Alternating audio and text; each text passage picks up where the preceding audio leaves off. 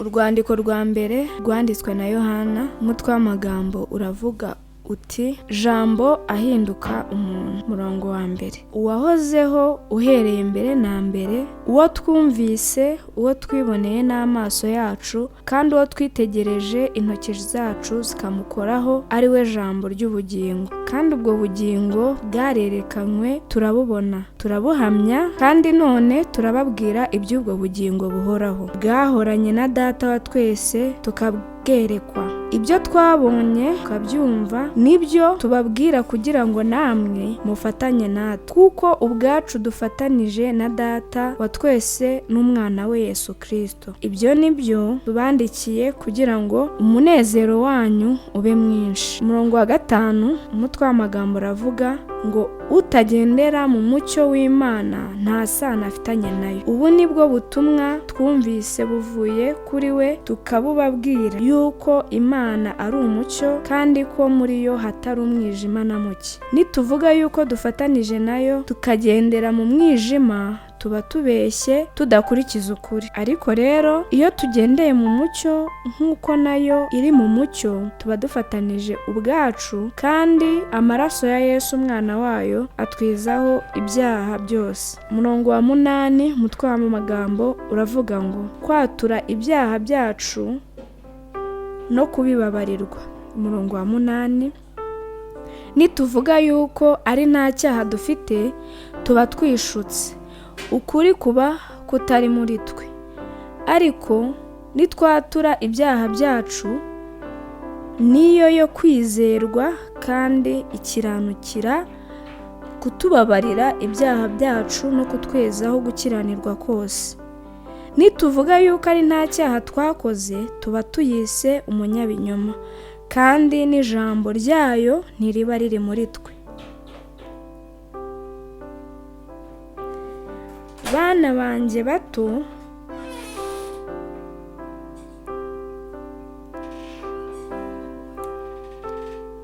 mbandikiriye ibyo kugira ngo mudakora icyaha.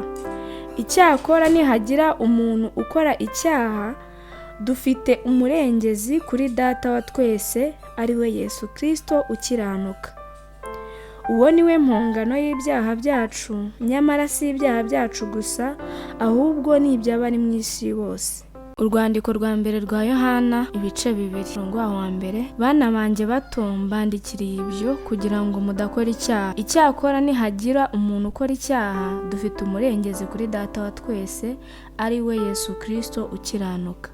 Uwo ni we mpongano y'ibyaha byacu, nyamara si ibyaha byacu gusa, ahubwo ni iby'abari mu isi bose. Umurongo wa 3, umutwe w'amagambo uravuga ngo ibyo kwitondera amategeko. Iki nicyo tumenyesha yuko tumuzi, nuko twitondera amategeko ye. Uvuga ko amuzi ntiyitondera amategeko ye, ni umubeshyi, ukuri ntikuri muri we. Ariko umuntu wese witondera ijambo rye, urukundo akunda Imana ruba rumaze tunganirizwa rwose muri we. Icyo nicyo kitumenyesha ko turi muri we, kuko uvuga ko ahora muri we akwiriye nawe kugenda nk'uko yagenda. Bakundwa, si itegeko rishya mbandikiye, ahubwo ni itegeko rya kera, iryo mwahoranye mbere na mbere. Iryo tegeko rya kera niryo rya jambo mwumvise. Ariko kandi ndabandikira itegeko rishya, ari ryo ry'ukuri kuri we no kuri mwe, kuko umwijima ushize, umucyo w'ukuri ukaba umaze kurasa. Uvuga ko ari umucyo akanga mwene se,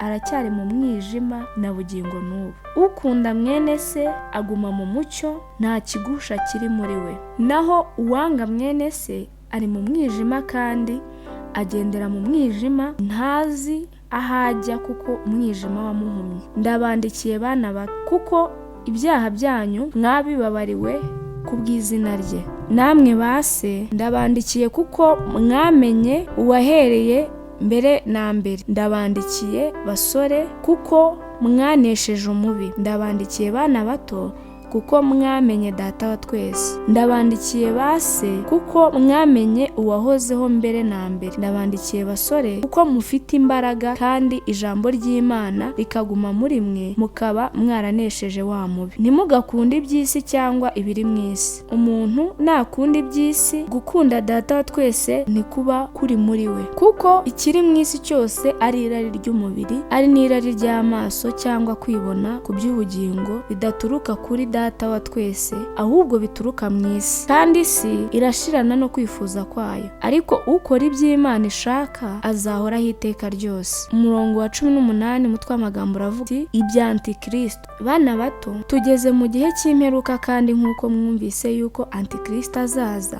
niko nanone hamaze kwaduka ba Antikristo benshi, ndetse nibyo bitumenyesha ko igihe cy'imperuka gisohoye. Abo bavuye muri twe icyakora ntibari abacu by'ukuri, kuko iyo baba bacu baba baragumanye natwe, ariko icyatumye biba bityo ni ukugira ngo bagaragare ko atari abacu rwose. Nyamara mwebweho mwasizwe n'uwera kandi muzi byose. Simbandikiriye ko mutazi ukuri, ahubwo ni uko mukuzi, kandi kuko ari nta binyoma biva mu kuri. Mbese umunyabinyoma ninde? Keretse uhakana ko Yesu atari Kristo. Uhakana data wa twese n'umwana we niwe Antikristo. Umuntu wese uhakana uwo mwana ntafite na se. Uwemera uwo mwana niwe ufite na se. Mureke icyo mwumvise uhereye mbere na mbere kigume muri mwe, kuko icyo mwumvise uhereye mbere na mbere nikiguma muri mwe, namwe muzaguma muri uwo mwana no muri se. Iri ni ryo sezerano yadusezeranije, ni ubugingo buhoraho. Ibyo mbibandikiriye ababayobya, kuko gusigwa mwasizwe nawe guma muri mwe, ari cyo gituma mutagomba umuntu wo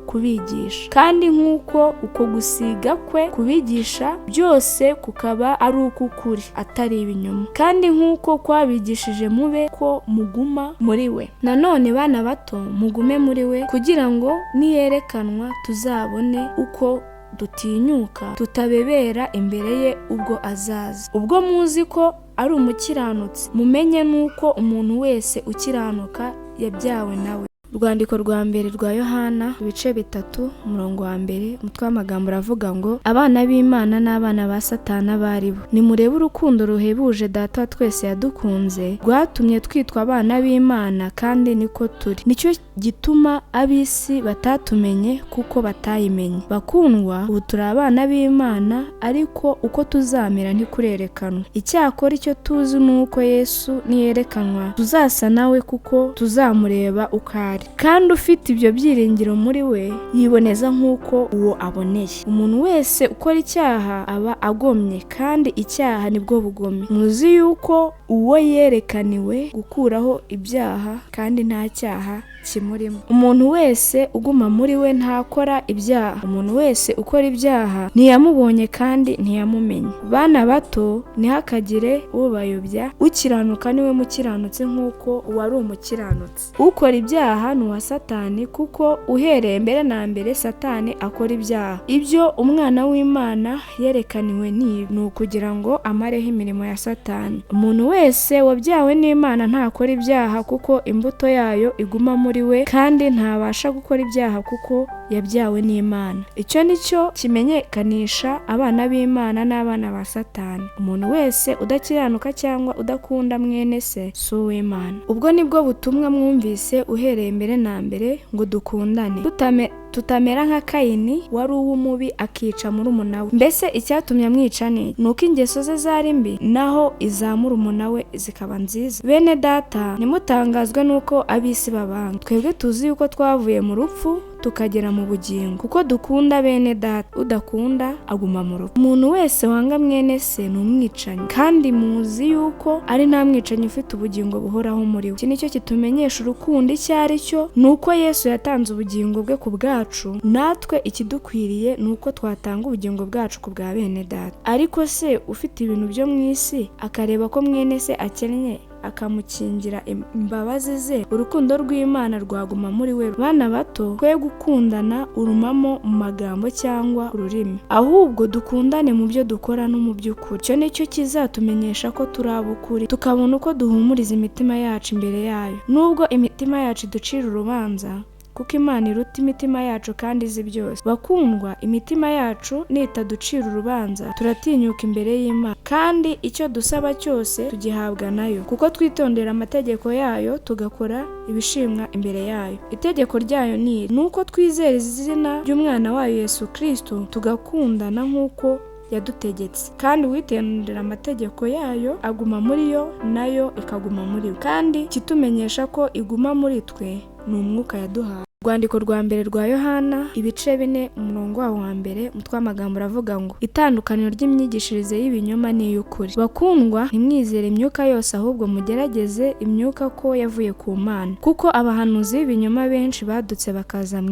isi. Icyaba ari cyo kibamenyesha umwuka w'Imana. Umwuka wose uvuga ko Yesu Kristo yaje afite umubiri niwo wavuye ku Mana, ariko umwuka wose utavuga Yesu utyo ntiwavuye ku Mana, ahubwo ni umwuka wa Antikristo, uwo mwumvise ko uzaza kandi none umaze kugera mu isi. Bana bato, muri ab'Imana, kandi babandi mwarabanesheje, kuko uri muri mwe aruta uri mu b'isi. Abo ni ab'isi, nicyo gituma bavuga iby'isi, ab'isi bakabumvira. Ariko twebweho turi ab'Imana, kandi uzi Imana aratwumvira, naho utari uw'Imana ntatwumvira. Icyo nicyo kitumenyesha umwuka w'ukuri n'umwuka uyobya uwo ari wo. Umurongo wa 7, umutwe w'amagambo uravuga ngo Imana ni urukundo, ukunda Imana na bagenzi bacu. Bakundwa, dukundane kuko urukundo ruva ku Mana. Umuntu wese ukunda yabyawe n'Imana kandi azi Imana. Udakunda ntazi Imana, kuko Imana ari urukundo. Iki nicyo cyerekanye urukundo rw'Imana muri twe, nuko Imana yatumye umwana wayo w'ikinege mu isi,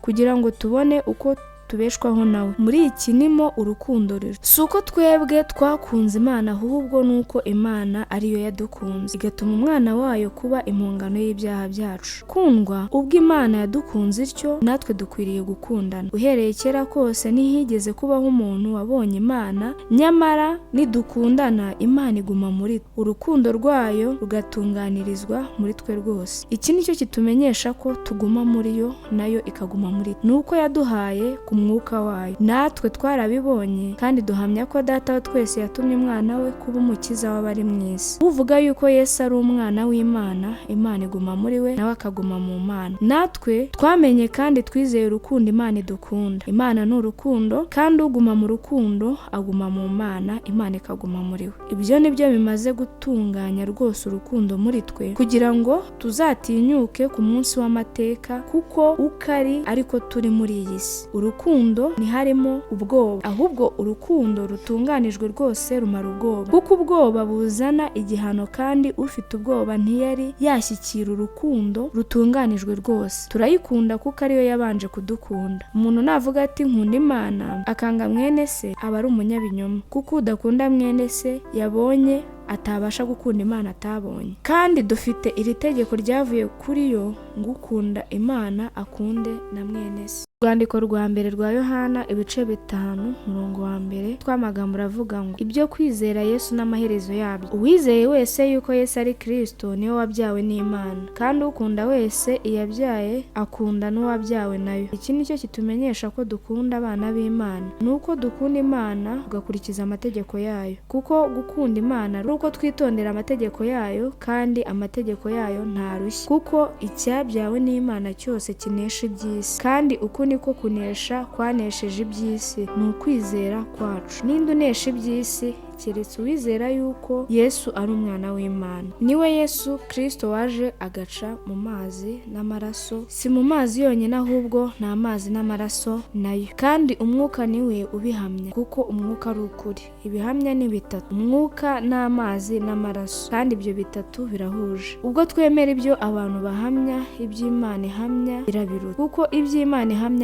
ari uko yahamije iby'umwana wayo. Wizera umwana w'Imana aba afite uko guhamya muri we, naho utizera Imana aba yise umunyabinyoma, kuko atemeye iby'Imana yahamije ku mwana wayo. Kandi uko guhamya nuko Imana yaduhaye ubugingo buhoraho, kandi ubwo bugingo bubonerwa mu mwana wayo. Ufite uwo mwana niwe ufite ubwo bugingo, naho udafite umwana w'Imana nta bugingo afite. Ibyo ndabibandikiye mwebwe abizeye izina ry'umwana w'Imana, kugira ngo mumenye yuko mufite ubugingo buhoraho. Kandi iki nicyo dutera gutinyuka imbere ye, nuko atwumva iyo dusabye ikintu nk'uko ashaka, kandi ubwo tuzi ko yumva icyo dusabye cyose tuzi nuko duhawe ibyo tumusabye. Umuntu nabona mwene se akora icyaha kitari icyo kumwicisha, nasabe kandi Imana izamuhera ubugingo abakora ibyaha bitari ibyo kubicisha. Hariho icyaha cyicisha, si cyo mvuze ko agisabira. Gukiranirwa kose ni icyaha, nyamara hariho icyaha kiticira. Tuzi yuko umuntu wese wabyawe n'Imana adakora ibyaha, ahubwo umwana Imana yabyaye amurinda, kandi wa mubi ntamukoraho. Tuzi ko turi ab'Imana, naho ab'isi bose bari mu mubi. Kandi tuzi yuko umwana w'Imana yaje akaduha ubwenge ngo tumenye iy'ukuri kandi turi mu y'ukuri, kuko turi mu mwana wayo Yesu Kristo. Iyo niyo Mana y'ukuri n'ubugingo buhoraho. Bana bato, mwirinde ibishushanyo bisengwa.